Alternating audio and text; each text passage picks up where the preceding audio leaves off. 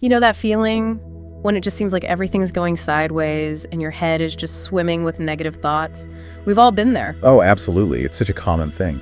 So on this deep dive, we're going to look past just acknowledging that feeling. We're digging into some really practical ways to sort of navigate out of that headspace. Exactly. We'll be exploring how our thoughts and feelings are, well, really tightly connected and unpacking some pretty powerful techniques you can use. The goal is to help you cultivate a calmer, maybe more positive inner world. Think of it like a shortcut, yeah. Yeah. To understanding and managing your own mental well-being a bit more effectively. Yeah, a practical toolkit. And we've gathered some, honestly, fascinating stuff for this. We have articles looking at the real power behind positive thinking, not just the fluffy stuff. Then there's this really interesting idea called cognitive diffusion. Yeah, it's a good one. Plus the maybe overlooked benefits of just silence, and the ancient wisdom in Vipassana meditation. And some personal notes kind of weaving it all together. It's quite a mix of perspectives, but they all seem to point in a similar direction. Our mission really is to sift through all that and pull out the most useful, actionable bits. Right, so you get concrete tools, things you can actually start using pretty much straight away to hopefully feel a bit better without getting totally buried in theory. Okay, let's dive in then. The foundation for all of this seems to be the sheer power of our thoughts. One source just puts it bluntly: the quality of our thoughts determines the quality of our life. Sounds simple, almost too simple maybe. It does, but there's real depth there. What's crucial to grasp, and one article really highlights this, is that how we experience the world isn't like a perfect recording. It's always filtered by a whole series of prejudices, experiences, mental schemas, and visions. Right, like putting on different glasses. Two people can see the exact same event but take away completely different things because of their own filters, their own background. Exactly. And those negative thoughts, they're natural, especially when things get tough. No one's saying they shouldn't happen. But the danger zone is getting stuck in that loop, isn't it? That's the key.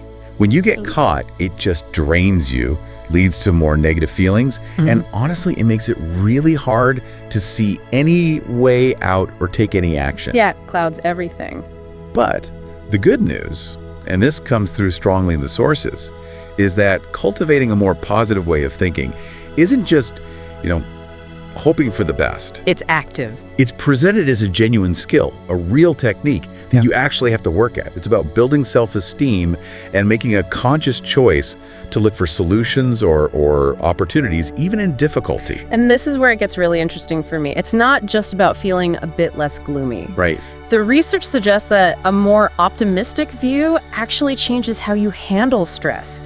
Instead of just feeling crushed by it, you're more likely to actively seek solutions and opportunities. It's like flipping a switch mentally. And if you look even broader, the benefits seem to extend beyond just mental well-being. We're talking physical health too. Really?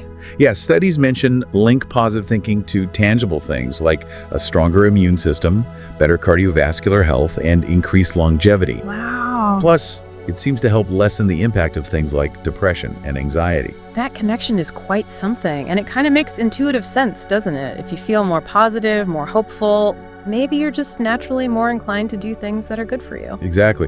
One article points out that folks with a more optimistic outlook often tend to practice regular physical activity, follow a healthy diet, and avoid harmful behaviors. It's all connected. Okay, so that brings us to the big question. How do we actually do this? How do we cultivate this positive mindset? Well, the sources offer several practical paths. One really intriguing technique that pops up is called cognitive diffusion. It comes from acceptance and commitment therapy, or ACT. Cognitive diffusion. Okay, let's break that down. What's that actually involve? How does it stop us getting, as one note puts it, trapped in thoughts? So the core idea from ACT is that our thoughts, well, they're just concepts. They're words, images, stories in our heads. They're nothing more than concepts in our mind, certainly not concrete and immutable facts. So they're interpretations, not reality itself. Precisely. They're the mind's commentary, but not necessarily the objective truth. Diffusion helps us see that difference. I like the analogy used somewhere, holding your hand right up close to your eyes. Yes, that's a great one. When a thought is right there fused with your awareness, it blocks everything else out. You lose all perspective. Yeah, you can't see the bigger picture. Exactly. So diffusing is about creating a bit of mental space. Stepping back slightly, it lets you see the thought more objectively, just as a thought, a mental event passing through. And see the world around it too. Right. It's about changing your relationship with the thought. Yeah. You learn to notice it without getting yanked around by it, without automatically buying into it as the absolute truth. And that ultimately can really dial down anxiety. So it's less about fighting the thoughts or stopping them. You can't really stop them anyway. Right. It's more about how you sort of react or relate to them when they show up. Exactly. And there's some really practical, almost simple ways to create that distance. Like what? Well, you can literally just write the thought down on paper. Seeing it physically outside your head can sometimes help. Okay. Or you could visualize your thoughts as, say, clouds drifting by in the sky. Just watch them come and go without grabbing onto them. I like that image. You can even play with the thought itself. Yeah. Like say it in a silly voice in your head, or sing it. Takes the power out of it. Yeah, it makes it less serious. Or, one note suggested using a bit of playful irony.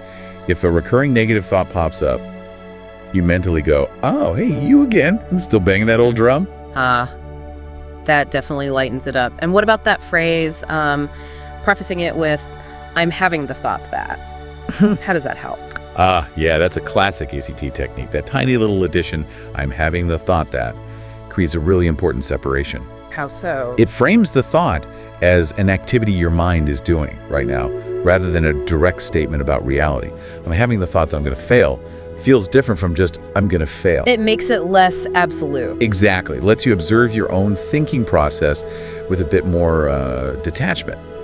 Gives your critical thinking a chance to step in. Okay, this is really shifting how I think about, thinking. Now let's pivot slightly. Another big theme was finding inner stillness. Things like silence, mindfulness, meditation. Why is making that quiet space so important? Well, what's really interesting is how silence itself can help us connect with our inner space. It seems to sharpen our awareness, lets us tune into things we normally ignore, our breath, body sensations, the subtle shifts in our minds. Yeah, in a world that's just constant noise and input. Exactly. Finding moments of silence becomes this really valuable practice for just checking in, for self-awareness. It feels almost radical sometimes, doesn't it? To just be quiet. We feel we have to fill the space. But it sounds like intentionally not filling it is key. And one source links silence and meditation to a mind that's been trained to be present. Meaning It's conscious, non-judgmental, attentive, but not alerted. It's calm awareness. Mindfulness and meditation are essentially the training ground for developing that skill. the skill of staying in the present, observing thoughts and sensations without judgment. Precisely. And doing that consistently leads naturally to a calmer mind and just, knowing yourself better. And from that, we get this idea of inner silence, that peace you find between the thoughts. Yeah, that gap. That sense of stillness beneath the mental chatter. It's quite profound when you experience it. And the sources mention specific techniques too, right? Like Vipassana. Yes, Vipassana came up. It's described as this ancient Indian practice focused on self-observation. It really drills down into the deep interconnection between mind and body. How does it do that? Mostly through paying really close, systematic attention to physical sensations. Just noticing them as they arise and pass away without reacting. The goal is to understand impermanence and develop equanimity. Equanimity, meaning that kind of emotional balance, not getting thrown off by every little thing. Exactly. A state of non-reactivity, of inner balance, regardless of what sensations or thoughts are present. Okay, so we've got these powerful internal practices, positive thinking, diffusion, mindfulness. But the sources also stress taking action, right? Concrete steps in daily life. Yeah, absolutely. This is about moving from the internal work to things you actually do that reinforce that positive shift. Journaling, for example, came up a lot. As a tool for self-reflection. Yeah, for tracking maybe negative reactions, seeing if there are patterns or lessons there, but also, crucially, for recording positive stuff. Actively noting down good things that happen, however small. That makes sense. Like building up a mental bank of positive evidence to counteract the brain's negativity bias. Got it. And other practical things. Positive affirmations. Right. Writing and reading positive quotes and repeating them as a mantra. And also setting goals. Even small, clear, achievable goals. That feeling of accomplishment gives you a real boost of positivity. Like just using a to-do list and ticking things off. Absolutely. Breaking things down, celebrating those small wins. It builds momentum. Those are all very doable. What about connecting with the world outside our own heads? Super important. The sources emphasize making time for hobbies, things you genuinely enjoy, and also actively nurturing relationships. These are huge sources of happiness and resilience. And kindness and gratitude also featured. Big time.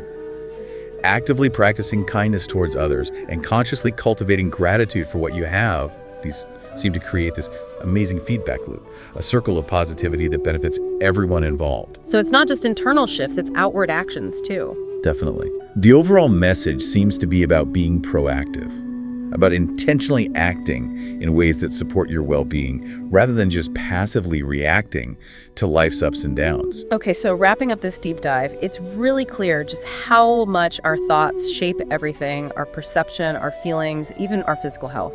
Immensely powerful. But the really hopeful takeaway, I think, is that we're not just stuck with whatever thoughts pop into our heads. We have agency. We can learn to manage them. Yeah, through techniques like consciously choosing a positive focus, using diffusion to get some space, finding stillness through mindfulness or meditation. And crucially, this isn't just something you think about. It needs conscious effort, and it gets amplified when you back it up with those deliberate, positive actions in your everyday life. Couldn't agree more. So, maybe a final thought for you, the listener, to mull over. How might consciously trying just one of these things, maybe noticing your thoughts with a bit more space today, or taking literally 2 minutes for quiet reflection, or even just writing down one thing you're grateful for before bed tonight, how might that single small shift change your experience of the next hour or the next day? Or even, the longer-term path of your well-being. Exactly. Something to explore. We definitely encourage you to dig deeper into whatever resonated most with you.